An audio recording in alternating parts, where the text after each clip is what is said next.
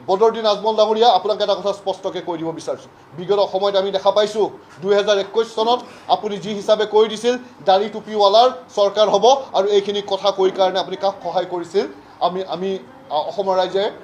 অসমৰ ৰাইজৰ দৃষ্টিগোচৰ হৈছে আপুনি আৰবিক বেনাৰ পিছফালে ৰাখি কাক সহায় কৰিবলৈ চেষ্টা চলাইছিল সেইখিনি কিন্তু অসমৰ ৰাইজৰ দৃষ্টিগোচৰ হৈছে আৰু আকৌ যদি আপুনি কাৰোবাক ক'ব বিচাৰে যে এখন অসমৰ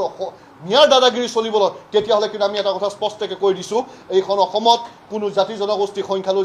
জাতি জনগোষ্ঠীৰ দাদাগিৰি কৰি এখন অসমত নচলে এইখন অসমত সংখ্যালঘু জনগোষ্ঠীয়ে ভদ্ৰতাৰে অসমত পঢ়া শুনা কৰি অসমৰ উন্নতি কাম কৰি এজন ভদ্ৰ সভ্য নাগৰিক হিচাপেহে বসবাস কৰিব য'ত হিন্দু মুছলমান শিখ চাই চবকে একত্ৰিত কৰি এইখন অসমৰ বিকাশৰ বাবে তেওঁলোকে একত্ৰিত হৈ কাম কৰি যাব কোনোৱে কাৰো কামিহাৰ ভাঙিবও নাযায় কোনোৱে দাদাগিৰি কৰিবলৈ নাযায় আৰু আমছে এইখিনি কথা আমি প্ৰতিশ্ৰুতি দিছোঁ এই বিষবাস্প বিয়পোৱা যি খেল কিছুমান চলি আছে অসমত এইখিনি কথা অসমৰ ৰাইজে সংখ্যাগুৰু ৰাইজৰ দৃষ্টিগোচৰ হোৱা আৰু তেওঁলোকে অনুভৱ কৰাটো উচিত